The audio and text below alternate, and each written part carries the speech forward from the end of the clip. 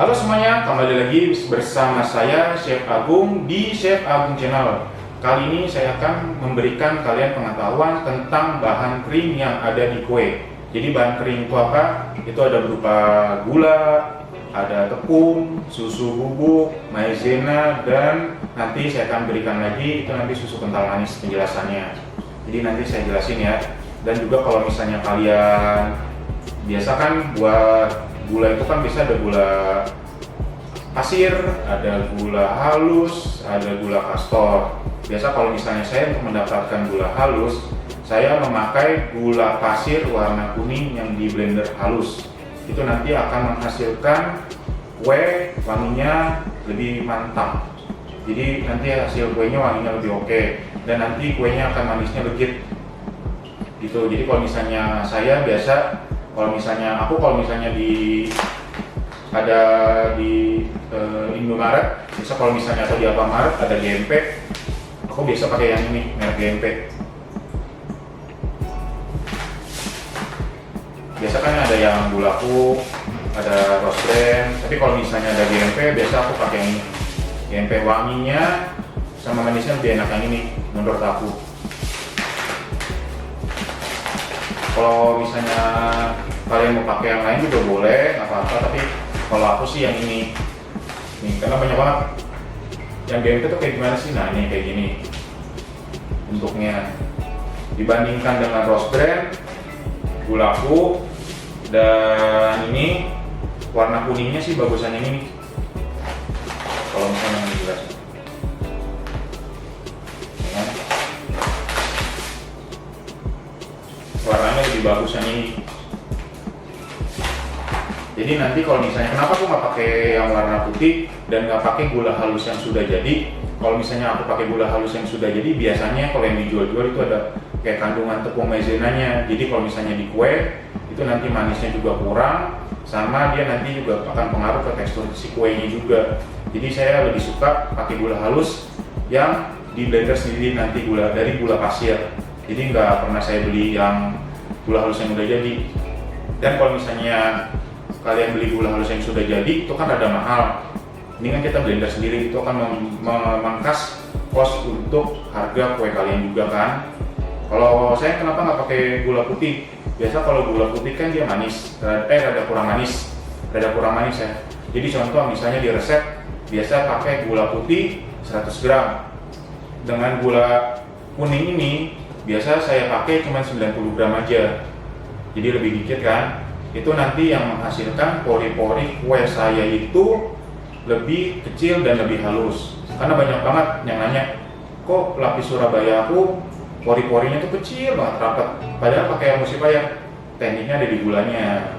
Jadi nanti gulanya ini kan saya pakai lebih sedikit, jadi nanti hasil pengikatan si oksigennya yang dikasih sama telur ini tidak terlalu banyak, karena gulanya juga saya kurangkan 10% itu. Jadi kalau misalnya banyak yang nanya, saya kok pakai emulsifier hasil pori-pori lapis Surabaya kecil banget sampai padat gitu.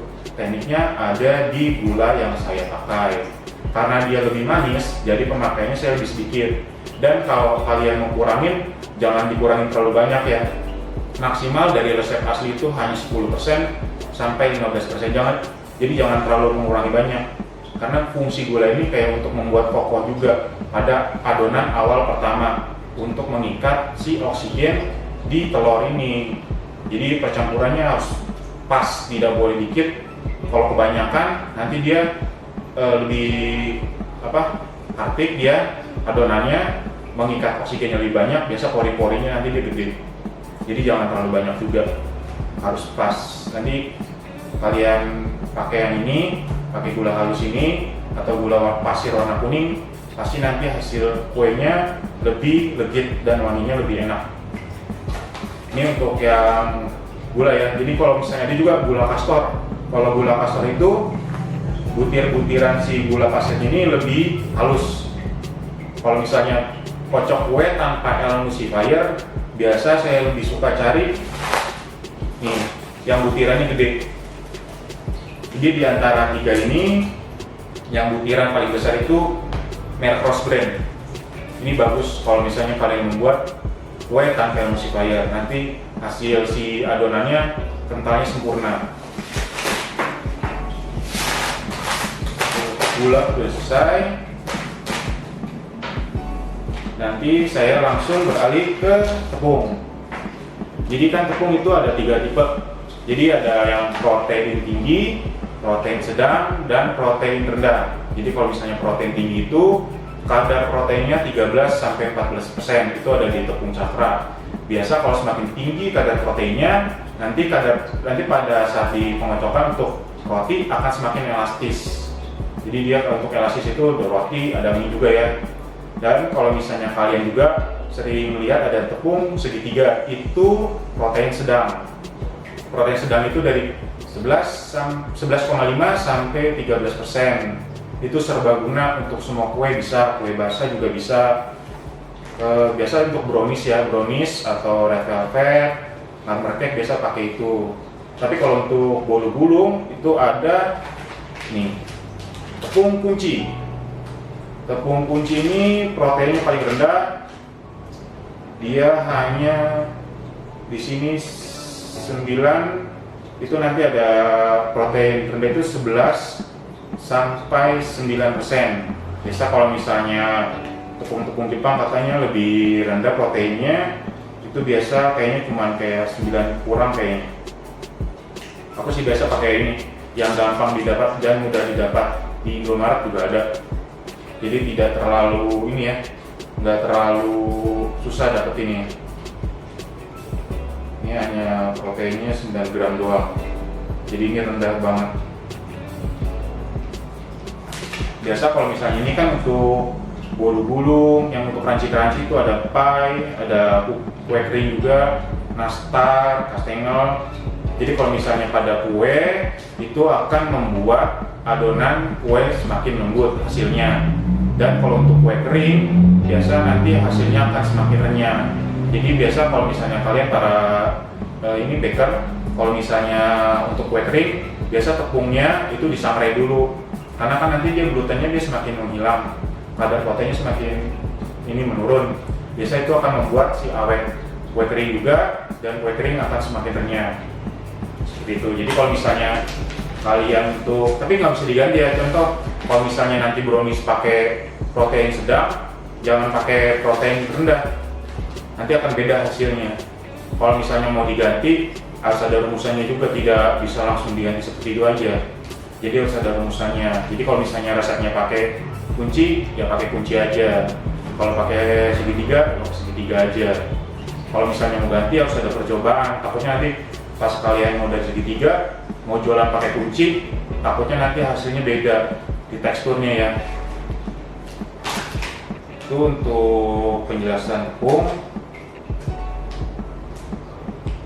Kalau misalnya sekarang saya mau jelasin, itu ada tepung maizena. Biasa tepung maizena itu gunanya untuk apa sih? Biasa kalau tepung maizena itu gunanya biasa itu di kue ya, untuk menekan kadar protein yang ada di tepung ini. Makanya nanti kuenya akan menjadi lebih lembut karena akan menekan kadar protein. Jadi jangan terlalu banyak juga. Ingat, jangan pakai terlalu banyak juga. Kenapa? Nanti kuenya akan lebih cepat jamuran. Jadi nggak boleh pakai terlalu banyak juga. Nanti kuenya jamuran. Kalau misalnya kalian mau jual, jadi nggak bisa terlalu lama disimpan di kulkas, nanti terlalu cepat basinya. Jadi sesuai batas resepnya aja. Biasa kalau satu resep itu 3-5 gram udah cukup lah. Kalau mau disangrai bisa juga nanti tepung maizenanya. Tapi kalau misalnya dipakainya cuma dikit aja, belinya yang saset-sasetan kecil aja, nggak usah saset yang gede. Kalau misalnya kalian mau buka nih, aku mau kasih buka, nanti diikat pakai karet, nanti masukin toples aja. Itu akan menjaga kualitas si tepungnya. Yang ketiga itu ada susu bubuk. Susu bubuk itu untuk memberikan rasa gurih pada kue. Jadi pakainya jangan terlalu banyak juga. Biasa kalau saya itu 2-5% aja maksimal. Kalau misalnya terlalu banyak, nanti kalau misalnya kalian panggang itu biasa pinggirannya lebih cepat gosong. Jadi kalau misalnya susu bubuk jangan terlalu banyak juga. Sesuai takaran aja, mentang-mentang pengen kuenya gurih, saya pakainya banyak aja deh. Jangan, nanti pinggiran kuenya gosong. Dan kalau misalnya kalian bikin bolu gulung, pinggirannya pasti akan lebih cepat retak. Nanti kalian potong lagi repot. Mendingan pakainya sedikit saja. Dan nanti kalau misalnya untuk bolu gulung biasa ada saya penambahan susu kental manis. Gunanya apa?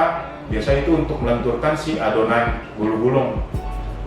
Jadi pemakaiannya biasa cuma 1 sendok sampai 1 sendok teh aja, jadi jangan banyak-banyak juga ya. Jadi cuma itu, nanti untuk gunanya untuk melenturkan si adonan.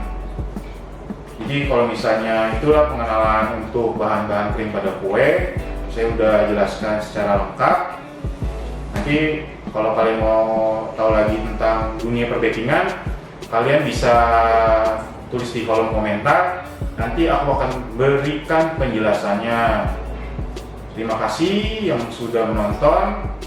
Kalau misalnya kalian pengen tahu lagi, nanti tulis aja di kolom komentar ya. Nanti pasti aku balas, sebisa mungkin aku balas. Nanti aku akan coba buatkan videonya. Karena ini banyak juga nanti yang pengen video bikin bolu gulung pakai oven tangkring, nanti coba aku nanti akan bikinin. Karena aku udah lama juga nggak bikin bolu gulung pakai oven tangkring. Nanti aku kasih kalian trik untuk memanggangannya. Ya, triknya nih ntar lumayan enak banget ya kalau misalnya kalian bikin bolu gulung pakai oven tangkring. Nanti aku kasih tahu triknya. Terima kasih yang sudah menonton. Semoga kalian sehat selalu.